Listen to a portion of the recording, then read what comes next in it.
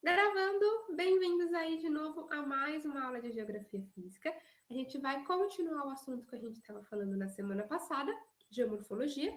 Semana passada a gente terminou Geologia e começou Geomorfologia. E hoje vamos seguindo, os assuntos têm tudo a ver um com o outro. E o que é a geomorfologia? Então, a gente vai estudar essa paisagem toda desse mundo maravilhoso que a gente vive. Por que essa paisagem é assim? Como ela se forma? O que isso tem a ver comigo, né?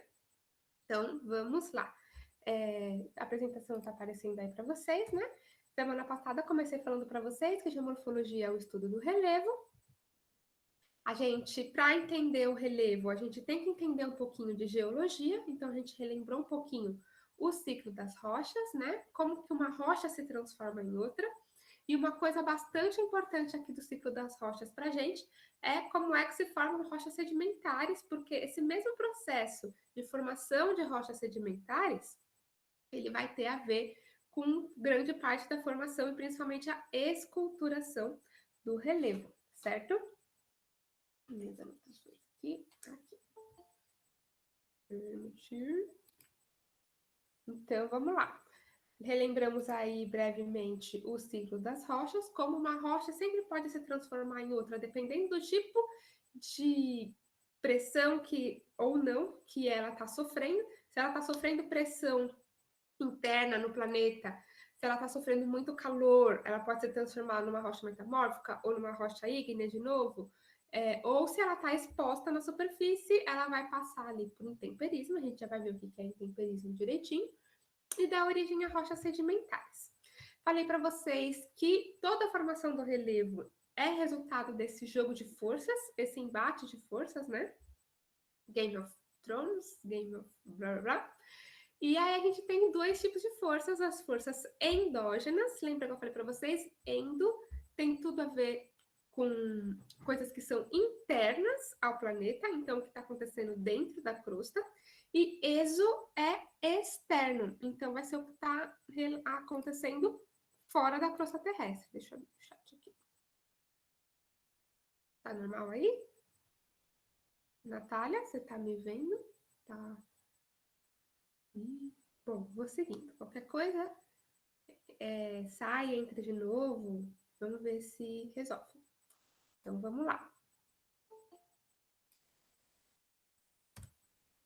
E aí a gente começou a falar na semana passada das forças endógenas, que são essas forças que elas partem de dentro da Terra. Elas acontecem de dentro para fora do planeta, de acordo com a dinâmica interna do planeta mesmo, né? Com as células convectivas lá dentro do magma, lembra? Que vai empurrando a crosta para cima. Então, tudo isso vai resultar nessas forças tectônicas, né, que tem a ver com as placas tectônicas e que são as forças endógenas do planeta, porque elas acontecem de dentro para fora. Falamos de vulcanismo, falamos de terremotos, como eles podem afetar aí a formação de paisagens, né, a formação do relevo. A gente falou de orogênese. Orogênese é bem importante porque ela é esse movimento horizontal, esse enrugamento da crosta, e eu já tenho um papelzinho aqui para mostrar para vocês, como se duas forças indo uma em direção à outra e vai fazer com que o relevo suba. Então a gente tem aí a formação de montanhas, né?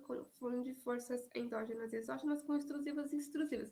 É porque extrusivas e intrusivas, Dani, elas dois termos relacionados a tipo de rochas magmáticas, mas tem a ver forças internas e endógenas e exógenas.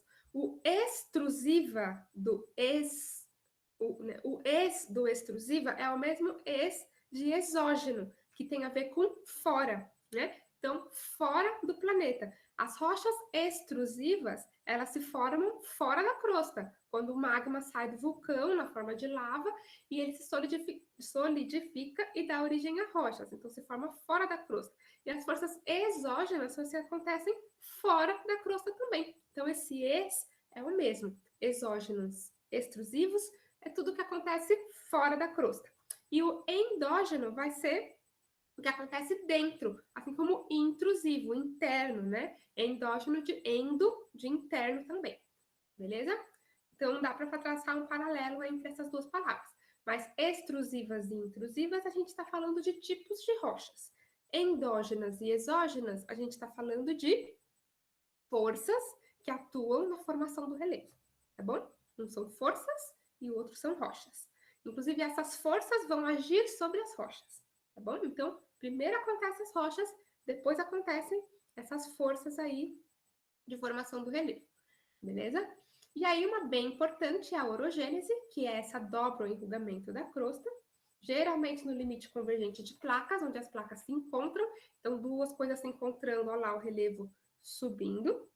E é isso que dá origem a grandes cadeias de montanhas, como são os Himalaias, como são os Andes. Deixa eu abrir aqui o... Peraí, para mostrar para vocês. Os Andes e os Himalaias. No mapa, que eu acho que é melhor, né? Da gente enxergar. E... Né? Improviso, porque eu só pensei nisso agora.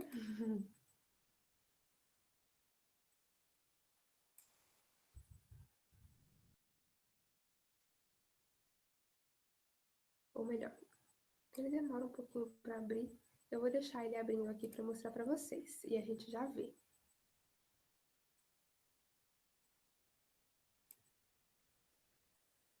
Bom, vamos lá, voltando.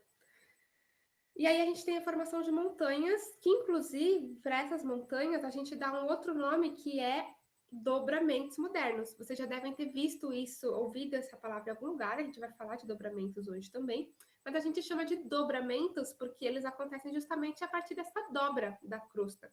Por isso que a gente chama de dobramentos. E modernos porque na história geológica do planeta são coisas que aconteceram recentemente ou que ainda estão acontecendo aos pouquinhos. E a gente também falou de epirogênese, que também é um movimento aí na crosta, mas enquanto que a orogênese é um movimento horizontal, a epirogênese ela é vertical. A crosta ela se eleva ou ela se rebaixa em algum ponto, sem necessariamente haver uma força empurrando para ela se dobrar. Ela se eleva ou ela se rebaixa. Até falei para vocês das falhas, né? A gente vai falar ainda, mas até comentei que o meu pai, quando ele tropeçava, ele falava: alguém ergueu ali o chão enquanto eu estava passando e foi por isso que eu tropecei, né? Seria como se fosse se a hiperogênese acontecesse de um segundo para o outro, mas não é assim que acontece. Isso vai acontecer ao longo aí de milhões e milhões de anos. Mostrei para vocês aí alguns exemplos, né? Do movimento horizontal da orogênese, que faz com que a crosta ficasse toda enrugada, dobrada mesmo, e a epirogênese, que vai ter uma elevação ou um rebaixamento. Né? A epirogênese vai gerar falhas, como essa aqui, ó. Né?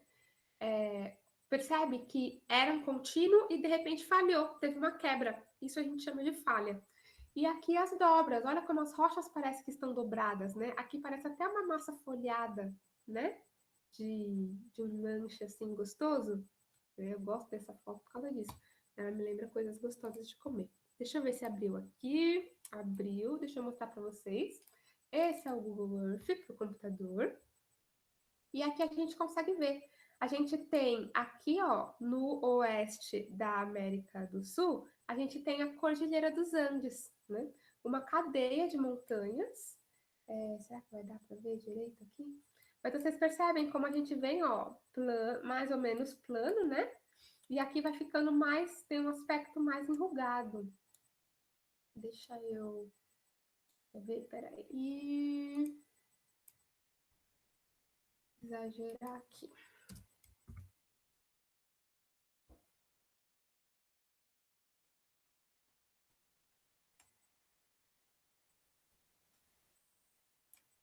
A nível de planeta, parece tudo meio plano, né?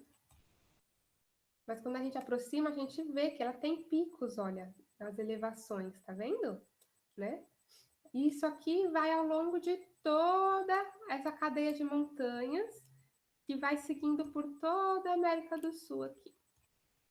Então, a gente tem uma grande cadeia de montanhas aqui, tudo isso aqui mais cinza é tudo a Cordilheira dos Andes, em que a gente tem vários picos, né? Tá vendo? Tem até uns desenhos de picos aqui, vulcões e tudo mais. Tem uma outra imagem bem legal para mostrar isso, eu vou mandar para vocês depois lá no grupo.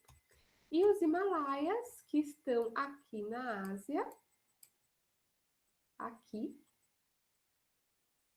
ali na divisa da Índia com o Nepal, chegando na China ali e tal, que também é uma cadeia de montanhas. E o computador não está ajudando muito. E é onde fica o Everest, né? Que é a montanha mais alta do planeta. Então, uma outra cadeia de montanhas super importante aqui, que são formadas aí por orogênese, duas placas se encontrando, a crosta se dobrando, se elevando e dando origem a essas montanhas super altas. As montanhas mais altas do nosso planeta, elas estão em locais onde acontece erogênese, onde acontece essa dobra e essa elevação, beleza? E aí a gente falou também de falhas ou fraturas, né? Que não acontecem necessariamente nos limites de placas, mas pode acontecer em qualquer ponto da crosta, uma falha ou uma quebra da crosta, né? Uma falha como essa aqui. Ou uma quebra, um ponto onde a crosta se quebra mesmo. E aí a gente tem coisas como isso aqui, como a falha de Salvador, que divide a cidade de Salvador em cidade alta e cidade baixa. Aqui, como a gente viu nessa fotinha, certo? A gente tem três tipos de falhas ou fraturas. Falha normal, que forma um degrauzinho assim. Falha reversa, que forma um degrauzinho meio que ao contrário, mais difícil de subir, né? Não daria muito para escalar ele aqui, ia ficar um pouco mais difícil, conseguem perceber, né? Aqui, né? E a falha transcorrente, que é quando não existe, não é exatamente uma epirogênese, uma coisa que sobe e desce, mas uma coisa que sai do lugar ali como se fosse aquele encontro de placas transformante do limite de placas tectônicas, né? Quando a gente já fala de limite de placa tectônica, a gente fala de limite transformante, mas quando a gente está falando de falha, que não necessariamente é uma placa tectônica, ela pode estar aí em qualquer lugar da crosta, uma falha na crosta mesmo, a gente chama de transcorrente quando ela tem essa dinâmica. Como é que a gente sabe que foi uma falha? Quando a gente percebe que o padrão geológico mudou. A gente, que nem naquela foto, a gente tinha um contínuo ali, um tipo de rocha, e de repente tem uma falha mesmo, uma descontinuidade. Aí a gente sabe que tem uma falha ali na crosta. Deixa eu ver a pergunta. A hiperogênese não é que necessário, não é que a hiperogênese é a mesma coisa. O que a gente pode dizer é que, em geral, as falhas e fraturas, elas estão associadas a lugares onde a gente teve epirogênese. A gente teve um elevamento, uma elevação ou um rebaixamento da crosta, e aí, com isso, a gente teve uma falha, né? Aqui a gente pode ver, né? A gente teve um rebaixamento, mudou esse contínuo aqui, ó. Tem quebras, né?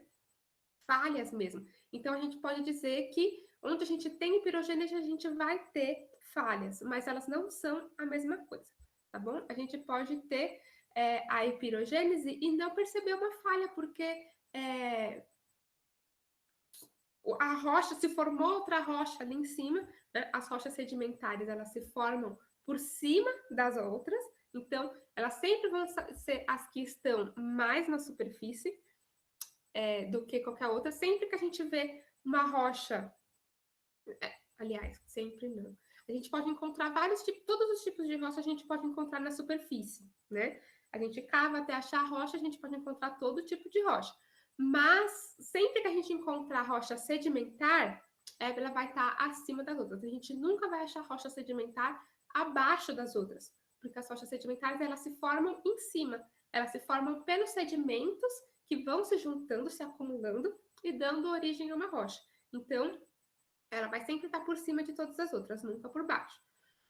E aí a gente pode ter uma rocha sedimentar ali, formada inteirinha, mas num lugar onde teve pirogênese, entende o que eu quero dizer? A gente não vai perceber uma falha, não vai ter uma falha porque a rocha que se formou depois daquela pirogênese.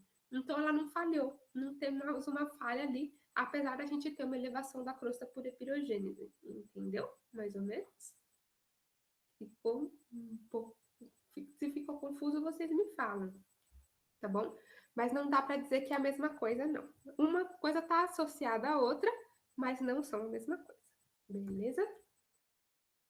E aí agora a gente vai falar das forças exógenas, que são essas forças que acontecem de fora para dentro da crosta, né?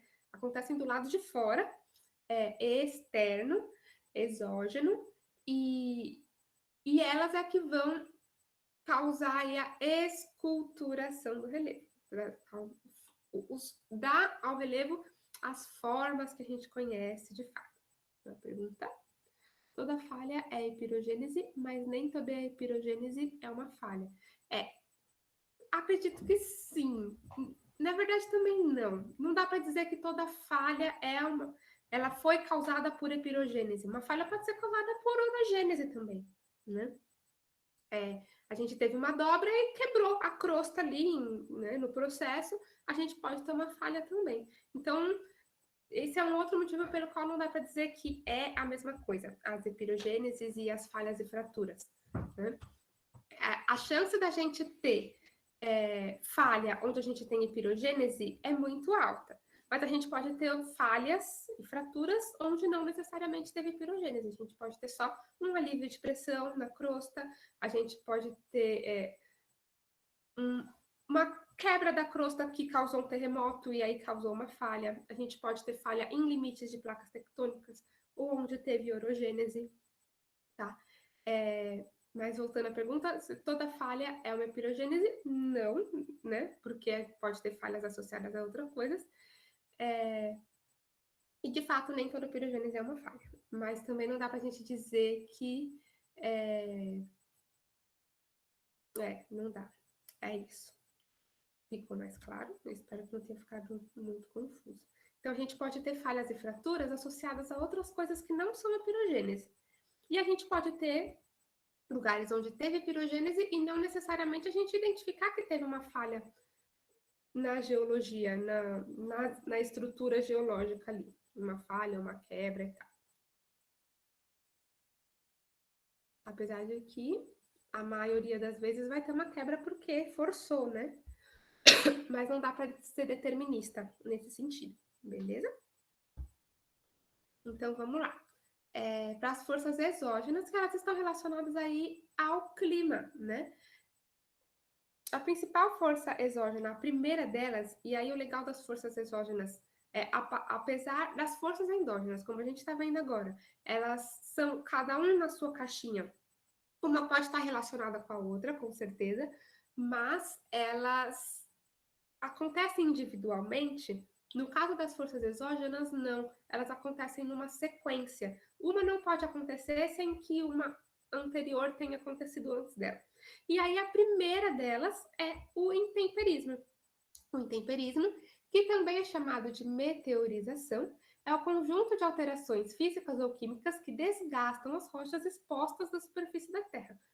Primeiro, meteorização. Meteorização não tem a ver com o meteoro que caiu na Terra e causou uma força exógena. Apesar de que o meteoro também é uma força exógena, né? Mas, primeiro, por que chamam meteoros, né? Meteoro é tudo aquilo que acontece na atmosfera. Todo fenômeno que a gente vê acontecer na atmosfera. Como fenômenos meteorológicos, né? A meteorologia é a ciência que estuda o tempo e não a ciência que estuda os meteoros, não é? Porque o tempo é algo que acontece na atmosfera da Terra. Então, tudo que está relacionado a meteoro, meteorologia, eventos meteorológicos, são coisas que estão acontecendo na nossa atmosfera, beleza? Como chuva, ventos, pressão atmosférica, correntes de ar, frentes, tudo isso vão ser eventos meteorológicos. E o intemperismo também é chamado de meteorização, porque é justamente o que acontece quando as rochas estão expostas na nossa atmosfera, né? A nossa atmosfera vai desde ali do chão que a gente pisa até a estratosfera, né? Vamos falar disso na aula de clima. Mas essas rochas expostas aí ao tempo, né? Elas estão expostas, sujeitas ao intemperismo, né? é controlado principalmente pelo clima e tempo de exposição, né? Tempo climático e tempo cronológico, tempo de exposição. Então, parece aquele poeminha, né? O tempo pergunta para o tempo quanto tempo o tempo tem. E aí a gente tem rochas ali expostas ao tempo por muito tempo, entendeu? Então elas vão sofrendo ali com os ventos, com a chuva, com o frio e o calor, e isso tudo vai causando efeitos e impactos nessas rochas que estão expostas ali, né? Imagina vocês deixarem, sei lá, uma caixa. O que eu posso usar de exemplo? Imaginem, sei lá, um prédio construído aí pelo ser humano que existe há muito tempo e conforme o tempo vai passando, ele vai ficando desgastado, né? A construção vai ficando antiga, deteriorada. Não é isso que acontece, né? As coisas antigas estão mais frágeis, elas estão, sei lá, tem coisa que está a ponto de cair a qualquer momento. E é a mesma coisa que acontece com as rochas. Imagina se um prédio, uma casa construída aí por muito tempo, ela sem uso nenhum, sem reforma nenhuma, ela vai ficando desgastada. Imagina as rochas que estão há milhões de anos na superfície do planeta. Imagina a crosta terrestre, né? Então, elas vão sofrendo esse desgaste também. O vento vai passando e vai levando partículas, a água da chuva também vai caindo, e isso a gente chama de intemperismo. Então, são 3 tipos de intemperismo: o físico, o químico e o biológico. O físico se dá pela dilatação e contração aí das rochas devido à amplitude térmica. Vocês já devem ter visto isso em física, se não, tenho certeza que vocês vão ver. O calor e o frio faz com que os materiais se expandam ou se contraiam, né? E é isso que acontece também com as rochas. Acontece com todo tipo de material, né? A gente mesmo, quando tá frio, a gente se encolhe, né? E quando tá calor, a gente quer ficar esparramado, né? É isso que acontece com os corpos e com todas as coisas, com diferenças de frio e calor. Vocês já repararam, por exemplo, que os fios dos postes, eles são curvos? Eles não são retos, esticados lá em cima. Por quê? Porque quando tiver frio, eles vão se contrair e aí eles vão se esticar. Se ele já tivesse esticado e ele vai se contrair ainda mais, ele poderia correr o risco de partir. Então é por isso que eles são feitos curvos e não retos esticados, ligando de um poste a outro. Vocês sabiam disso? É por isso, é física. A física está em tudo na nossa vida. E aí, isso vai acontecer com as rochas também. Os minerais das rochas lá, eles se contraem e se expandem conforme a diferença de frio e calor. E nesse contrair e expandir, eles vão também se fragmentando, né? Se desgastando.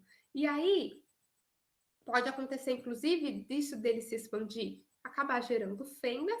Essas fendas vão ser preenchidas com água, que vai desgastando também quimicamente essas rochas, né? Então, vamos para o intemperismo químico.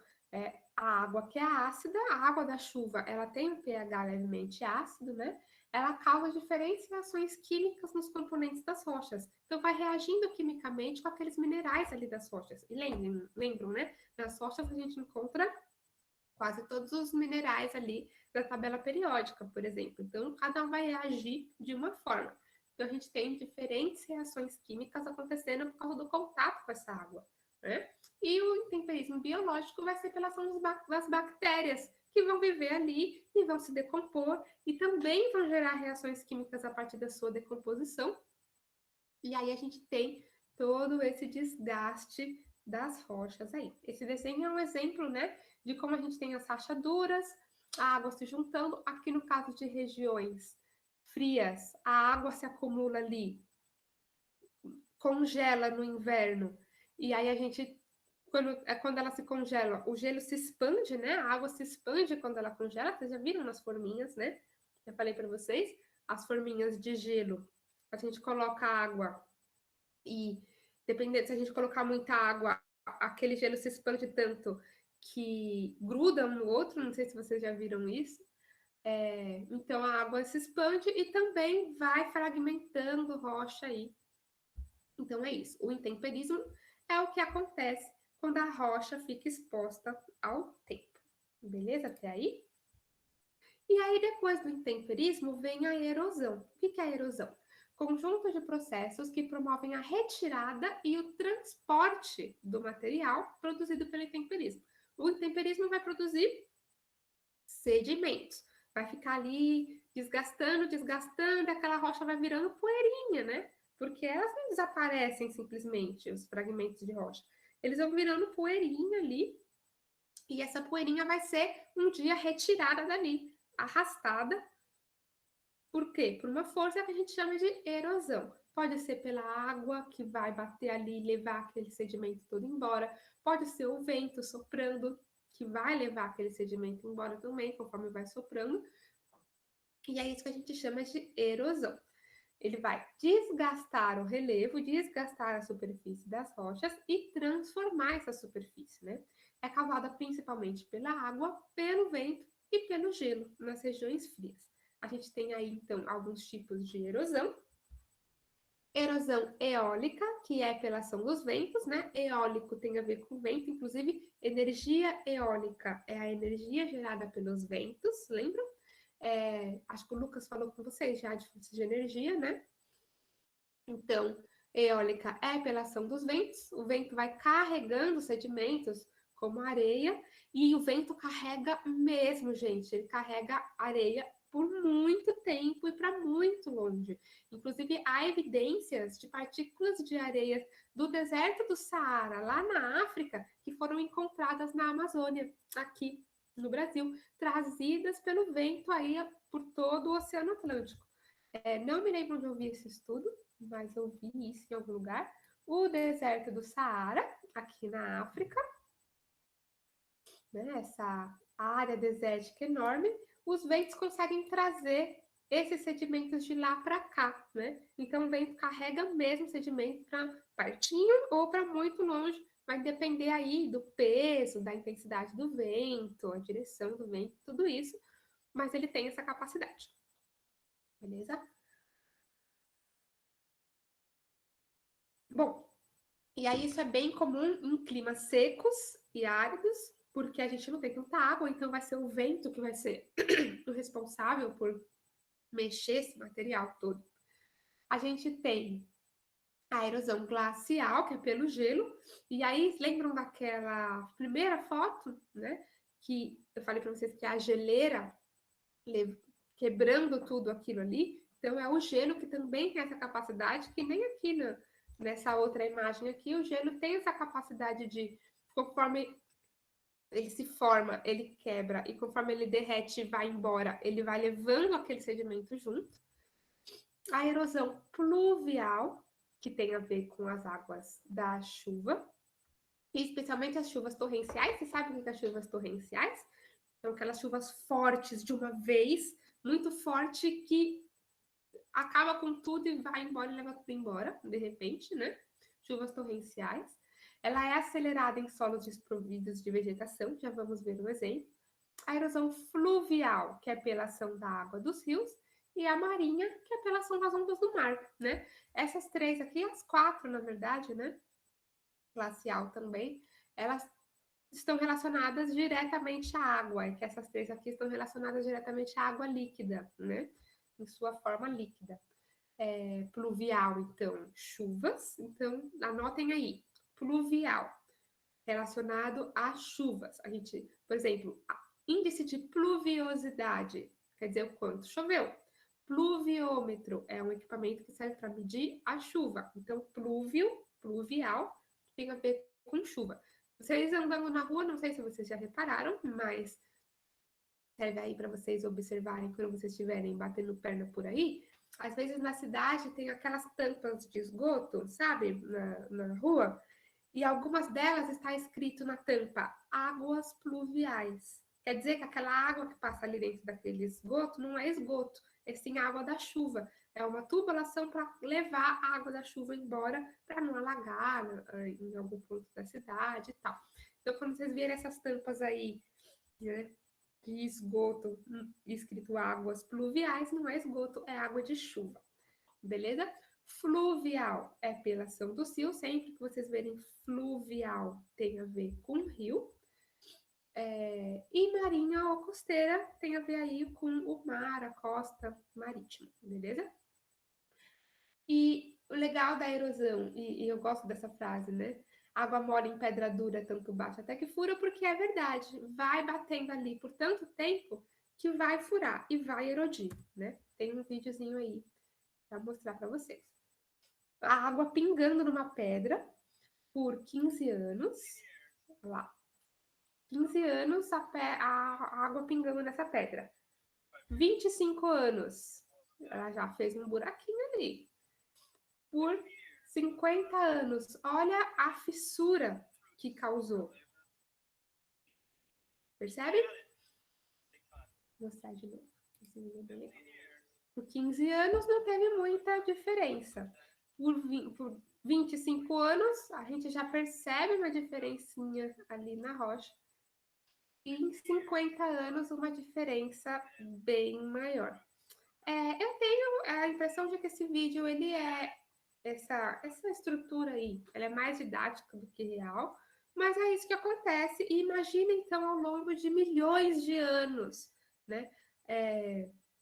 A água pingando ali no mesmo lugar, por causa de uma cachoeira, sei lá, ou a chuva mesmo, chovendo ali quase todo dia ao longo de milhões e milhões de anos, vai causar algum efeito ali naquela paisagem. E é assim que começa a esculturação do relevo. Beleza? E aí, então, alguns exemplos com fotos bonitas para vocês. Exemplo de erosão eólica aí, as duas primeiras, né? 1 e 2. Essa daqui é a Serra da Capivara, no Piauí. E essa daqui, eu não me lembro, mas tanto essa forma quanto essa daqui foram causadas por erosão eólica. O vento batendo aqui nesse... Parece uma ampulheta, né? Batendo aqui e raspando e levando. Aí o vento traz areia e uma areia bate, a areia fica batendo ali na rocha e vai raspando, raspando, raspando cada vez mais, até que vai se formando essas formas aí, né? Aqui é a mesma coisa, aqui no caso seria vento mole em pedra dura, tanto bate até que fura. E aí furou mesmo, furou esse paredão rochoso aí, né? Desgastou ele aqui no entorno, tudo, e furou mesmo, né?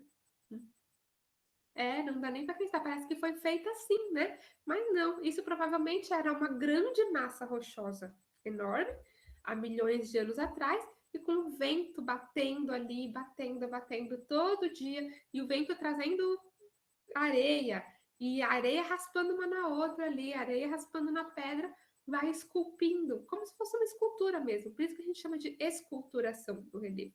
É como se fosse uma escultura. O vento foi esculpindo esses formatos aí. Aqui embaixo é um fiord na Noruega. Provavelmente a Noruega é cheia de fiord.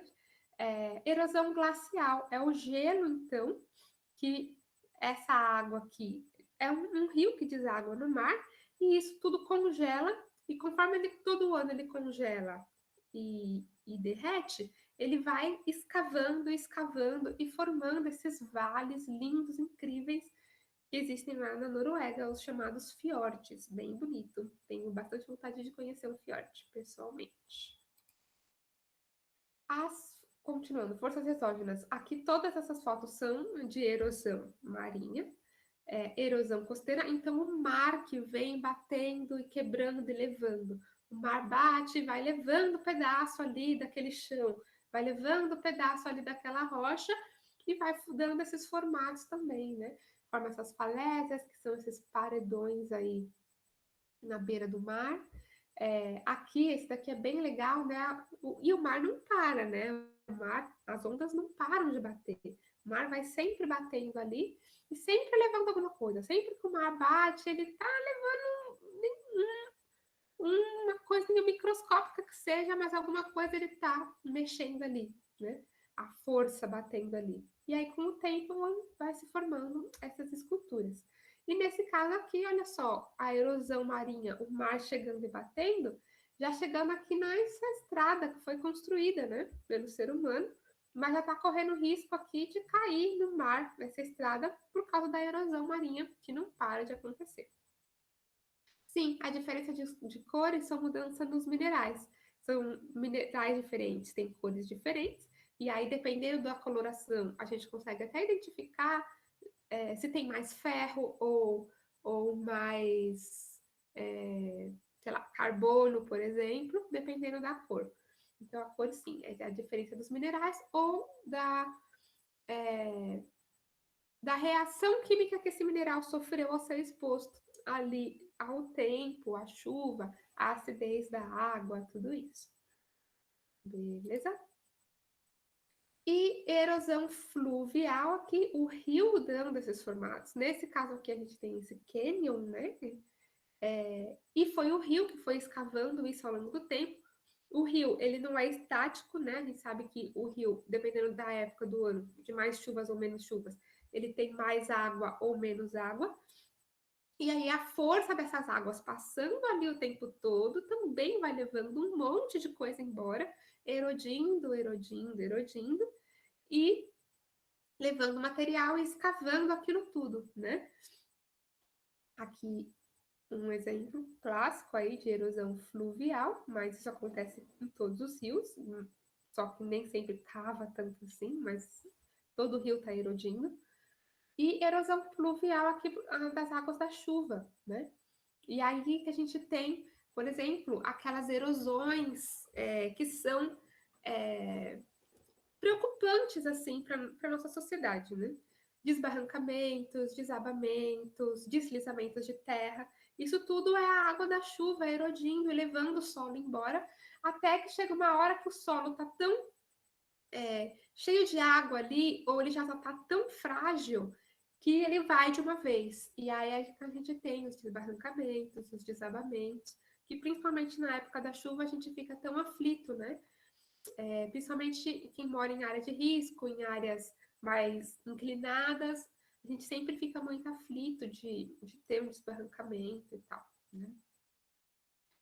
Inclusive, a minha mãe estava morando numa área assim de risco há um tempo atrás, e aí teve um dia que caiu uma chuva muito, muito forte, e eu não conseguia falar com ela. Imagina o desespero que eu entrei, pensei, meu Deus, aquele barranco caiu, erodiu tudo ali, mas estava tudo bem. No fim das contas, o barranco ficou lá, durou ainda está durando um bom tempo aquele barranco ali, espero que dure para sempre. Porque tem vegetação, muito importante ter vegetação, né? Por isso que lá naquele outro slide, como foi que eu escrevi? E aqui.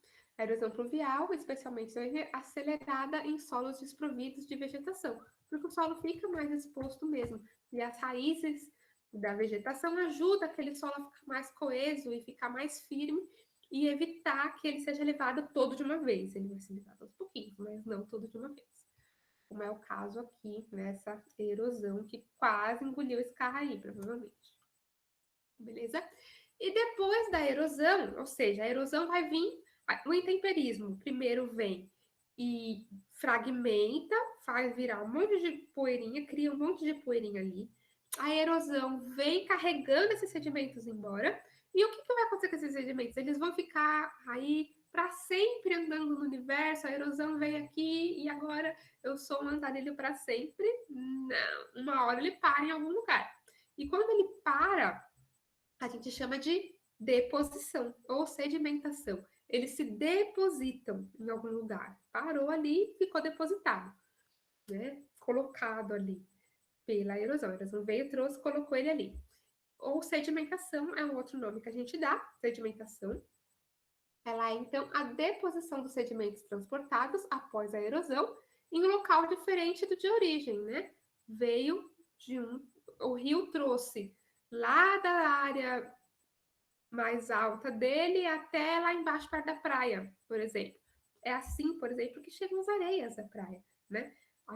As praias são de areia, não é à toa. É tudo sedimento que os rios vêm e desaguam no mar.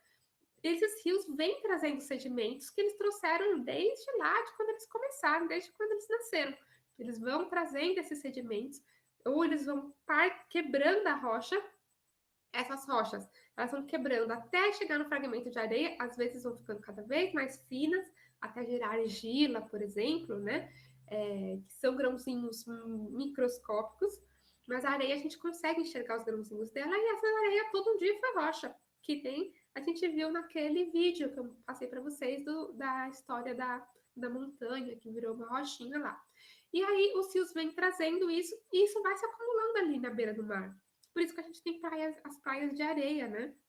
A maioria das praias são todas cobertas por areias, que são sedimentos de rochas trazidos de outros lugares, até ali, à beira do mar. Agora vocês sabem de onde que saiu a areia das praias, né? Elas são todos sedimentos aí de rochas, principalmente trazidos pelos rios, mas também, né, sedimentos gerados pela força do mar aí nas rochas. Inclusive, lá no Instituto de Geologia da USP, e aí se a gente estivesse em aula presencial, eu com certeza ia levar vocês, já teria levado vocês lá, né, para irmos no museu, mas lá eles tinham uma maquete bem legal lá, mostrando praias do estado de São Paulo, e como que algumas praias têm areia mais grossa ou mais fina do que outras, né? E, de fato, algumas praias têm areia bem grossa, outras praias têm areia fina. E isso tem relação com quão longe a serra do mar, aqui no caso do estado de São Paulo, está da praia, ou seja, quanto tempo esse sedimento dessas rochas demorou para chegar ali naquela praia. Se ele demorou mais tempo, ele veio devagarzinho por rios fraquinhos, por exemplo, vai ter uma areia mais fina, né? Ou seja, ela. Peraí, eu tô me confundindo. Se ele demorou mais tempo, é isso mesmo. Se ele demorou mais tempo, ele vai ter uma areia mais fina, porque ela demorou mais tempo para ir se degradando, ela foi se desgastando cada vez mais e ficando cada vez mais fina. Se é uma areia que chegou ali muito rápido, está muito perto, ela vai ser mais grossa. Por quê? Ela ainda não passou por tempo suficiente para poder se desgastar mais e ficar mais fininha, entendeu? Mais ou menos essa é a lógica aí. Então, a sedimentação é isso, essa deposição desses sedimentos, seja no praia ou seja em qualquer outro lugar. Por exemplo, aqui a gente tem uma chapada aqui, e os sedimentos que caíram lá de cima, que foram empurrados pelo vento, ou levados pela água da chuva, ou levados pelos rios, se acumularam aqui embaixo. Então, essa é a área de deposição, essa é a área de sedimentação, que foi formando ali morrinhos, né, novos tipos de rocha, foi se acumulando ali e esculturando a paisagem também. Então, os sedimentos também, quando eles se acumulam, eles vão dando algum formato à superfície aí da nossa crosta, a superfície do planeta. Então, por isso que a sedimentação também é uma força exógena, né? É o acúmulo de materiais sedimentados que vai gerando novas formas. Aqui o exemplo, né? Tem erosão lá em cima e a deposição ali embaixo do planalto. Inclusive, como a gente vai ver, isso que caracteriza um planalto. Então, de novo, jogo de forças. A gente viu aí as forças endógenas e as forças exógenas. A gente tem as forças que vêm de dentro, criando uma estrutura, e depois a gente tem as forças que vêm de fora, modelando e esculpindo, gerando esculturas. Por isso que a gente falou aqui estruturação e esculturação. Beleza? Faz sentido para vocês? Tá claro esse embate de forças? Por que a gente fala esse embate de forças, né? Uma coisa vem e dá a matéria-prima e a outra vem esculpindo e transformando. Beleza? Se vocês tiverem alguma dúvida quanto a isso, a gente volta. Então tá bom. Ninguém se opõe. Gente, lembre, qualquer. Professora. Isso, eu ia falar isso mesmo, para vocês abrirem o microfone e falar. Pode falar, Liz. Desculpa. A ação do mar também pode alterar nessa areia, porque, tipo, uma vez eu fui numa uma praia bem parada, a areia era grossa, tinha também muitos sedimentos como fala, conchas quebradas, então era ruim, era bem grossa a areia. Aquela areia que fura o pé, nossa. Sim. Mas aí eu fui na outra, tipo, Praia Grande, Ubatuba, vamos lá. Aí lá o mar é bem mais agitado e a areia é mais fina, mais limpinha. Você resumiu, é exatamente isso. Você vê, o mar mais calmo, ele tem menos força para quebrar essa areia e deixar ela mais fina. Então ela vai ficando grossa, é pedregosa mesmo. Agora, onde a gente tem o mar mais agitado, a gente vai ter, então, mais força para quebrar essa areia e transformar ela em pedacinhos cada vez menores, deixar ela mais fininha. É exatamente isso, Alissa. Muito bom seu exemplo, inclusive.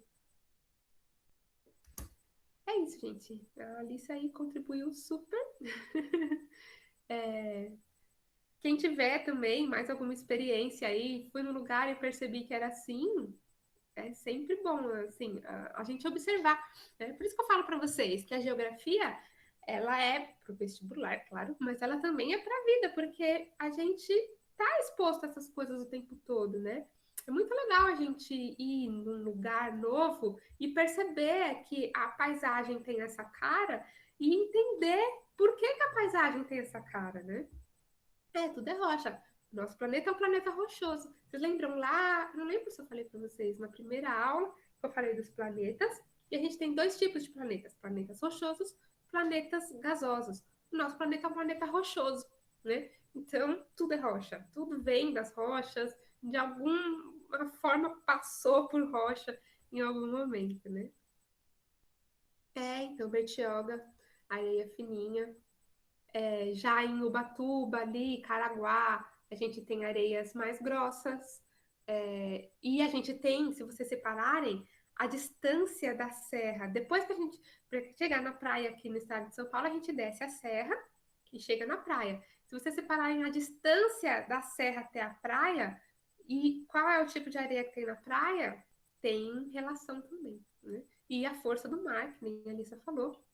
A a força do mar. E aí, o mar é mais forte ou mais fraco, vai depender de vários fatores, como a posição da praia em relação às correntes marítimas, é, a força do vento ali naquela região, tudo isso também vai influenciar. Ou se a praia desce de uma vez e ali o mar é mais fundo ou mais raso, isso também influencia.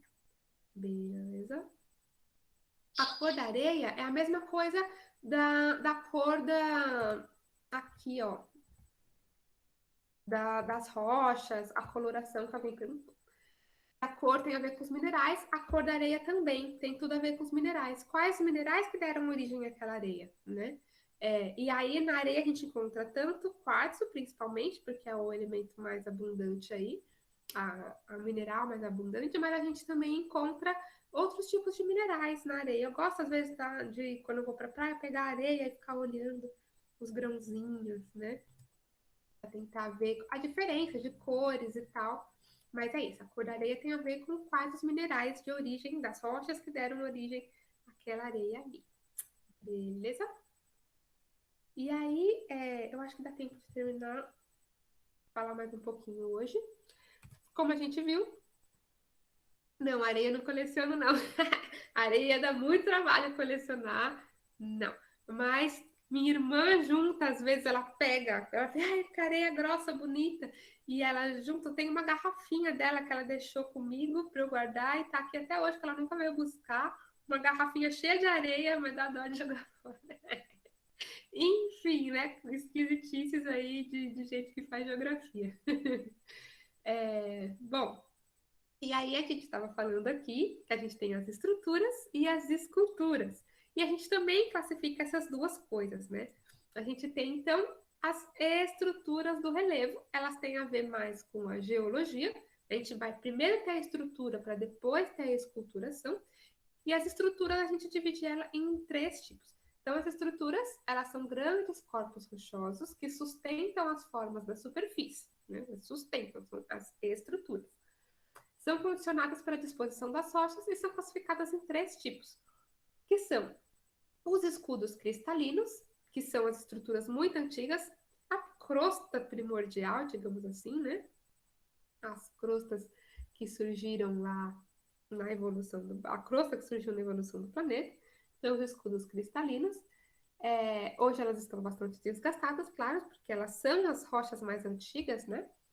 Isso, mas são bastante estáveis. Tem predominância de rochas metamórficas e magmáticas, porque elas são mais antigas e mais inferiores, a gente já vai ver. E elas sustentam as formas do relevo de média elevação e alto desgaste, ou seja, elas não são formas que não são tão altas e nem mas que são bastante desgastadas aí pelo tempo. Já vou mostrar. Os cinturões orogênicos, que são os dobramentos modernos, né? Os cinturões orogênicos, eles são resultantes da orogênese, então, daquela dobra da crosta, né? Que vai causar as elevações. Possuem as maiores altitudes do planeta, e a gente chama de dobramentos modernos porque elas são dobras na crosta e modernos porque na história geológica do planeta eles são bastante recentes, beleza? E as bacias sedimentares, que são depressões, são espaços ali dos escudos cristalinos que foram desgastados e acabou formando ali um buraco, né, teoricamente, uma área mais rebaixada que foi preenchida com sedimentos, todos esses sedimentos trazidos pela erosão. Então, preencheu ali e formou novas rochas sedimentares. Aí a gente tem bacias sedimentares. Elas se formam onde no passado houveram grandes ambientes de sedimentação. Ali predominam rochas sedimentares. Elas podem se formar sobre os crátons, né? Então, onde a gente teve um buraco ali no cráton, preencheu de sedimento, a gente tem uma bacia sedimentar. E é ali que a gente encontra fósseis, petróleo, gás natural, carvão mineral. Por quê? Porque o que é o petróleo se não um dinossauro morto, não é? Digamos assim. O petróleo, ele é matéria orgânica que ficou decomposta ali por muito tempo e deu origem a esse líquido que a gente chama de petróleo. Os fósseis, eles também são encontrados nas bacias sedimentares, por quê? O bichinho morreu ali, o dinossauro, a preguiça gigante, qualquer coisa, morreu ali, foi coberto ali por terra, por sedimentos, por fragmentos de rocha, foi sendo incorporada aquela rocha, né? Então é ali que a gente encontra. A gente não tem como encontrar fósseis e petróleo em rochas magmáticas, porque elas já vieram para a superfície prontas daquele jeito. As rochas metamórficas também. As rochas sedimentares não, elas se formaram aí na superfície, junto com todo tipo de coisa que estava ali na superfície com elas, inclusive animais mortos, por exemplo, né? E aí por isso que a gente tem petróleo e fósseis, onde a gente tem rochas sedimentares somente, beleza?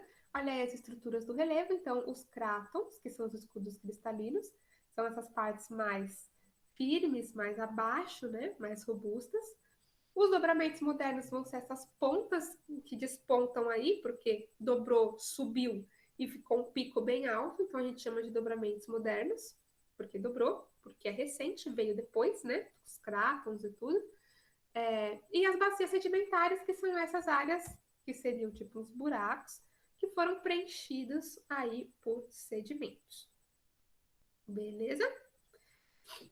E aí eu acho que hoje a gente termina com estruturas e semana que vem a gente vai falar das formas do relevo, que as estruturas então têm a ver lá com a geologia e as formas vão ter a ver com as forças exógenas, o que acontece aí externamente que vai esculturando. E aí a gente vai ter planaltos, planícies, depressões, etc.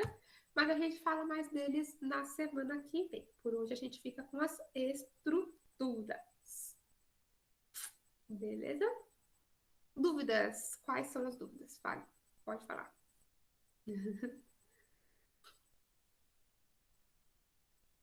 Beleza? Então tá, ficou claro a questão dos fósseis e do petróleo nas rochas sedimentares? Isso é bastante importante, porque é só nas rochas sedimentares que a gente acha.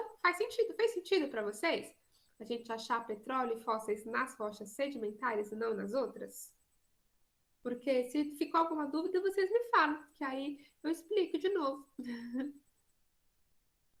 Então, beleza, gente, é isso.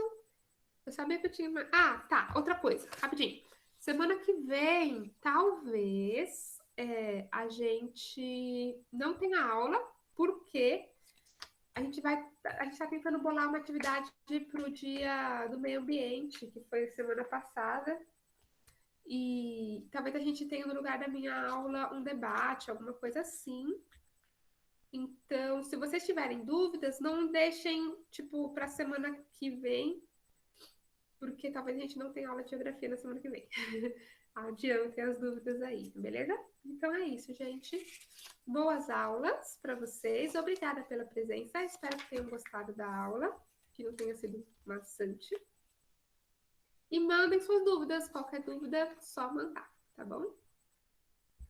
Então, até semana que vem. Imagina, eu que agradeço. Beijos, fiquem bem, bons estudos. Nas chapadas aqui do Brasil, você tem bastante diversidade desse tipo de estrutura. Na verdade, a estrutura ela vai estar por baixo da chapada. A chapada, ela é resultado das forças exógenas que vão esculpir ela, deixar ela chapada ali, deixar ela com aquelas bordas. Então, a estrutura... É que aqui parece uma chapadinha, né? Tem a ver, sim, mas a chapada tem mais a ver ainda com a escultura do que com a estrutura. Beleza? Porque isso aqui, acabei não falando, mas semana que vem a gente vai voltar nisso. As estruturas do relevo, elas são coisas que a gente vê, a gente não enxerga, porque elas são muito grandes, a gente não enxerga o limite delas, basicamente. A gente vê ali as montanhas, né? Consegue enxergar as montanhas ali, mas não tudo de uma vez. Que nem eu estava mostrando no Google Earth.